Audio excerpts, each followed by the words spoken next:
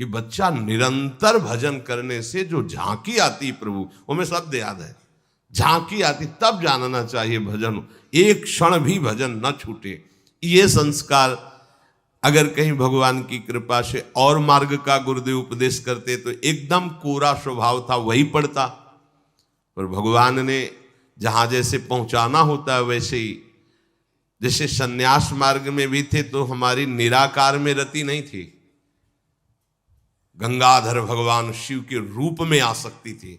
अब हमें पता चला कि क्यों नहीं होने दी निराकार में, क्योंकि रूप में ही लाना था उनको कृपा करके, इसलिए निराकार में आसक्ति नहीं होने दी। फिर उनका सारा पहले विधान होता है। गुरुदेव भगवान ने ये पिताश्री से कहा, पिताजी आए और कहा कि ये लड़का बाबा बनना चाहता है स्वामी जी।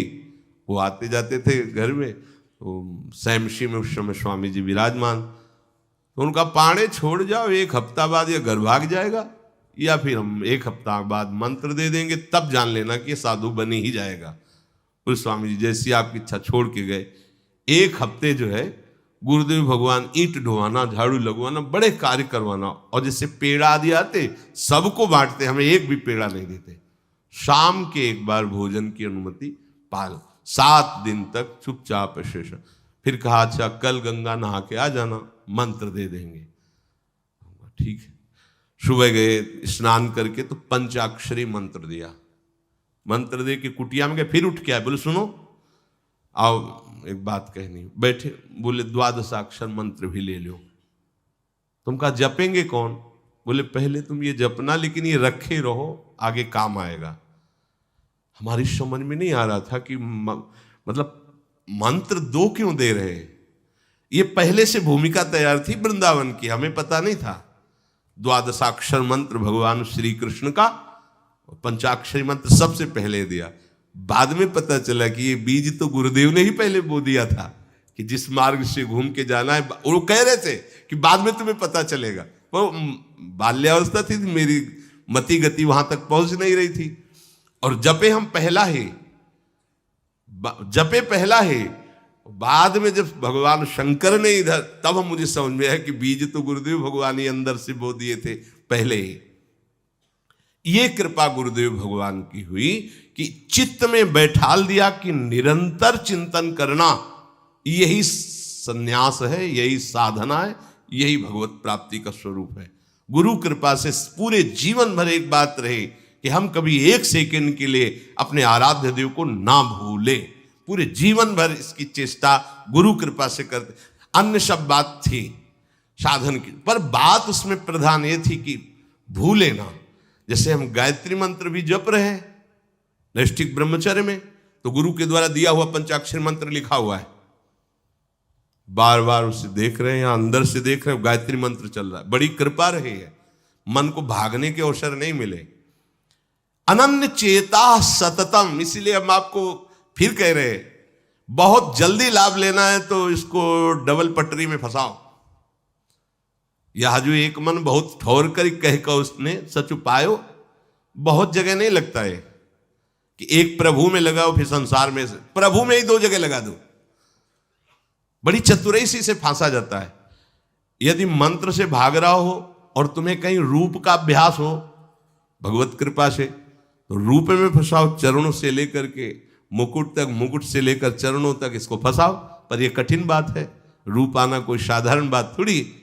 तो डबल नाम में फंसाओ। जैसे कल कहा था कि शरणागत मंत्र चल रहा, राधा लिखे है, राधा बार बार, और शरणागत मंत्र जा कहा जाएगा। तो जब गायत्री जी जब करते थे अनुष्ठान पुरस्चरण का, तो सामने पंचाक्षरी मंत्र लिखा हुआ है और गायत्री मंत्र चल रहा है। अगर हम जरा सा भी चूकेंगे तो या तो मंत्र छूटेगा और या तो वो दृश्य छूटेगा। बिल्कुल मन को कोई जगह नहीं रखते थे, कोई जगह नहीं रखते। अनन्य चेता, ये बहुत बड़ी सिद्धि, बहुत बड़ा लाभ है कि अन्य कुछ स्मरण ना आवे। इसका अभ्यास आप कर लीजिए, फिर नशा तो ये चढ़ा देगा। ऐसा नशा चढ़ता है, ऐसा लगता है जैसे खोपड़ी घूम रही हो और उसके साथ मंत्र घूम रहा हो। ये ऐसे करो तो पका जैसा दर्द होने लगता है। एक एक नस नाड़ी मंत्राकार, न भोजन की इच्छा है, न किसी के देखने की इच्छा है, इच्छा रहित केवल मंत्र चल रहा है, तदाकार वृत्ति, मंत्राकार वृत्ति। अब इतनी प्रपंच की वृत्तियां फैलाए हो, इतना बहिर्मुख हो, कैसे बात समझोगे अंतर की? अनन्य चेत, भगवान कह रहे मैं सुलभ हूं, सुलभ हूं। काशी में प्रतिदिन ये होता, आज महादेव जी साक्षात आएंगे, सुबह से तैयारी हो जाती थी, आज महादेव जी आएंगे। घाट में ही रहते थे, पंडों की छतरी के नीचे तपती हुई धूप, तो घाट में धूप ऐसे ज्वाला सी लगती थी, और छोटी सी छतरी, उसी के नीचे दोपहर रात्रि वहीं 2 बजे तक तो तपती थी फर्श, और 2 बजे के बाद स्नान करके महादेव जी विश्वनाथ जी पहुंच गए। बस रोज आज मिलेंगे, आज तो निश्चित मिलेंगे। एक दिन इतना आनंद था कि आज तो बस आ ही रहे हैं, ऐसा आ ही रहे हैं। जैसी भावना करोगे, जा पर जाकर सत्य सने हो, सो तो ही मिले न कुछ संदेह हो। भयंकर जटाओं का बोझा ऐसे, इतना बड़ा हाथ में त्रिशूल लिए, देखा दोपहर में नग्न पैर से आ गए। अब अपने जो जहां पागल हुए उसको दिखाई, साष्टांग दंडवत ऐसे, मौन, कुछ बोले नहीं उससे।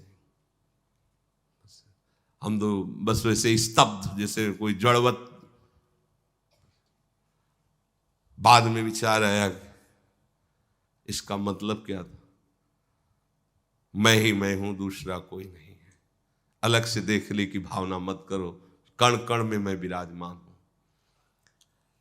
एक दिन भाई जी के प्रति बहुत आकर्षण जब था, तो एक स्वप्न देखा कि स्वप्न में हम भाई जी से पूछ रहे कि मुझे श्री कृष्ण की प्राप्ति कब होगी। इसके बाद की बात, भाई जी ने ऐसे चश्मा करके ऐसे देखा, राधा बाबा बगल में बैठे, और कहा जब श्री कृष्ण बन जाओगे तब श्री कृष्ण की प्राप्ति होगी। जगने पर, बहुत विचार करने पर फिर यह कि श्री कृष्ण बन जाओगे, भाई जी का तात्पर्य क्या था? तब समझ में आ गया। मन कृष्णाकार, बुद्धि कृष्णाकार, चित्त कृष्णाकार, अहम कृष्णाकार, तब कृष्ण साक्षात्कार हो गया। नित्य युक्तस्य योगिनः तस्याहं सुलभा पार्थ नित्य युक्तस्य योगिनः। नित्य युक्त हो गया जिसका चित्त प्रभु को छोड़कर किसी भी भोग भूमि में, किसी भी ऐश्वर्य में, किसी भी सिद्धि में। जैसे किसी को लगता है कि ये चमत्कार दिखाना, कोई भी चमत्कार दिखाना बहुत कठिन बात है। अगर भगवत दर्शन का लक्ष्य ना हो, भगवत प्राप्ति का लक्ष्य ना हो, तो कोई भी चमत्कार ऐसे करने में है कोई बहुत बड़ी बात मत समझ। बस ये है कि इधर अगर स्वीकार किया तो उधर गेट बंद हो जाएगा, इसीलिए पिट जाते हैं, गाली सुन लेते हैं महात्मा जन, लेकिन प्रयोग नहीं करते अपने भजन का, प्रभु के पास जाते हैं। ऐसा ना समझे ना कि वो चमत्कार पीछे घूमते हैं। केवल बस एक बात है कि अगर इधर लगे तो उधर का गेट बंद हो जाएगा। तो इतनी दुर्लभ बात बनने जा रही है, किसी को प्रमाणित करने के लिए कि हम महात्मा, हम भजनानंदी, हम चमत्कारी हैं, अपना गेट बंद करवा ले तो मूर्खता ही होगी ना। यहां क्या होगा? वाह वाह हो जाएगा, बस उसके आगे क्या होगा? फिर वही प्रपंच। तो ये जो ब्रज के महात्मा है, जो भगवत प्रेमी महात्मा है, जो भगवत प्राप्त करने वाले हैं, इनके अंदर चमत्कार के बाप की सृष्टि होती है। ये चमत्कार बहुत ऊपर होते हैं। ये नहीं सोचना चाहिए कि इनमें भजन होता तो उसने 2 थप्पड़ मारे भस्म कर देते। भजन का जानते हो, भजनानंदी का 2 थप्पड़ मारा है, तुम्हें निश्चित भगवान की प्राप्ति हो, तुम्हारा कभी अमंगल न हो, भगवान तुम्हारे परिवार को भी सुखी रहे और तुम आजीवन स्वस्थ रहकर पवित्र बुद्धि के द्वारा भगवान को प्राप्त। ये महात्माओं का बल होता है। महात्माओं के बल थोड़ी होता है किसी ने गाली दिया, मार दिया, जा भस्म हो जा। ये भस्मासुर थोड़ी होते महात्मा है, भाई भस्म कर दिया, नष्ट नहीं। साधुते हो न कारज, तब भगवान उनके अधीन होते हैं। ये चमत्कार, ये ना सोचो कि भजन करते होते तो फिर चमत्कार, या ये गाड़ी घोड़ा रुपया पैसा चमत्कार, ये पापियों के पास भी है। ये तो प्रारब्ध का खेल है, प्रारब्ध बदला, ऐसे से ऐसे हो गया, इनका कोई महत्व नहीं है। महत्व है नित्य युक्तस्य योगिनः। तुम्हारा चित्त निरंतर आराध्य देव में युक्त है कि नहीं? किसी भी ऐश्वर्य, किसी भी भूमि, किसी भी पद का कोई भी संबंध, आश्रय, चिंतन नहीं। यह हुआ अनन्य चेता। जैसे पतिव्रता स्त्री का मन केवल पति के ही सुख में निमग्न रहता है, पति का चिंतन, पति की बातें, पति वो उसी में मगन रहती है। पति के सिवाय उसके मन में अन्य किसी पुरुष का राग पूर्वक चिंतन कभी होता ही नहीं। जैसे शिष्य का गुरु के सिवाय कहीं चिंतन नहीं होता, पतिव्रता पत्नी का मन, प्राण, तन सब पति के ही सेवा में, चिंतन में, मनन में। जैसे शिष्य का गुरु के ही तन, उनकी सेवा में मन, उनके आज्ञा के पालन करने में एक एक चेष्टा गुरु की प्रसन्नता के लिए, कोई दूसरा इष्ट शिष्य का होता ही नहीं है। शिष्य का कोई दूसरा इष्ट नहीं होता। ऐसे शिष्य को अपने गुरुदेव में ही भगवान का साक्षात्कार हो जाता है, क्योंकि पर्दा हटा तो देख लिया कि प्रिया प्रीतम मुस्कुराते हुए बैठे। श्री भट्ट देवाचार्य जी के पास जब हरिव्यास देवाचार्य जी आए तो कहा, भगवान हम शिष्य बनना चाहते हैं। तो उनका, तुम्हें हमारी गोद में कुछ दिखाई दे रहा है? तो कहा, ऐसा में कुछ तो नहीं दिखाई दे रहा है। तो उनका, फिर अभी तुम जाओ गिरिराज जी की 12 वर्ष परिक्रमा करो, राधे राधे बोलो 12 वर्ष पर। ऐसा ही किया। 12 वर्ष बाद फिर आए, अब कुछ दिखाई दे रहा है? बोले भगवान कुछ नहीं दिखाई दे रहा। बोले जाओ फिर 12 वर्ष करो। कह रहे कि जो शिष्य है गुरु के सिवा और कोई इष्ट रहे हैं, उन्हीं का चिंतन, उन्हीं के आगे, तो वहीं उसको साक्षात्कार हो जाता है। जब 24 वर्ष बाद आज्ञा पालन करके आए तो देखा प्रियालाल गोद में।